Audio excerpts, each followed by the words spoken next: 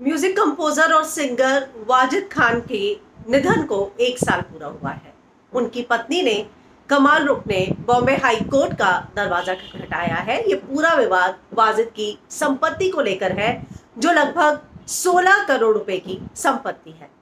आप सभी जानते हैं कि वाजिद और कमाल रुख पिछले 6 साल से अलग रह रहे थे। साल 2014 में वाजिद ने डाइवोर्स की बात की थी, लेकिन कमाल रुख के वकील ने कल अदालत में कहा कि ये डाइवोर्स कभी हुआ ही नहीं, क्योंकि वाजिद को अपने किए पर पछतावा था और उसने कमाल रुख से माफी मांगी थी। ये विवाद जो है वाजिद की संपत्ति को लेकर है और कमाल रुख का कहना है कि वाजिद की संपत्ति जो है उस पर उसका अधिकार है। उन्होंने बॉम्बे हाई कोर्ट का दरवाजा खटखटाया और कहा है कि उन्हें परिवार की पूरी संपत्ति से अलग किया जाए और संपत्ति सुरक्षित रखी जाए। और कमाल रुख जो है पिछले 6 साल से अलग रह रही थी। इससे पहले भी उन्होंने बॉम्बे हाई कोर्ट का दरवाजा खटखटाया था।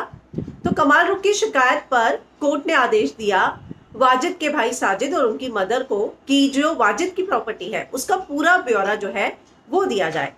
कुल 16 करोड़ रुपए की जो संपत्ति है वो कहना है कमाल रुख का, जिसमें 8 इंपॉर्टेंट पेंटिंग्स भी शामिल है, जो जिसमें से कुछ पेंटिंग्स एमएफ हुसैन की है और उसकी कीमत 8 करोड़ रुपए की। कुछ पेंटिंग्स जो है चाहे एमएफ हुसैन की हो या तैयब मेहता, वीएस गायतोंडे, एसएच रजा, इन सभी की कुछ पेंटिंग्स हैं और इन सभी पेंटिंग्स की कीमत 8 करोड़ है।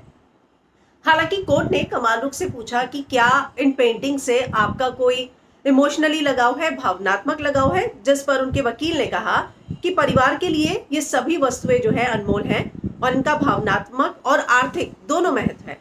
उनके वकील ईरानी ने यह भी कहा कि आज कमाल रुख जो है विधवा है, उनके पति नहीं है और अपनी जरूरतों को पूरा करने के लिए वो अब इन्हीं सारी चीजों पर निर्भर है। यही नहीं, वाजिद अपनी बेटी को पढ़ाई के लिए आगे अमेरिका भेजना चाहते थे, लेकिन अब उनका अचानक इंतकाल हो गया, तो अब बेटी की पढ़ाई के पैसे कहां से आएंगे और ये पैसे जो हैं अब कमाल रुख की मदद करेंगे। इतना ही नहीं, वकील ईरानी ने यह भी दलील दी कि तमाम झगड़ों से अलग आप अपने बच्चों से कैसे तलाक ले सकते हैं। बच्चों के अधिकार प्रभावित नहीं हो सकते क्योंकि पिता की संपत्ति में उनका अधिकार रहता ही है।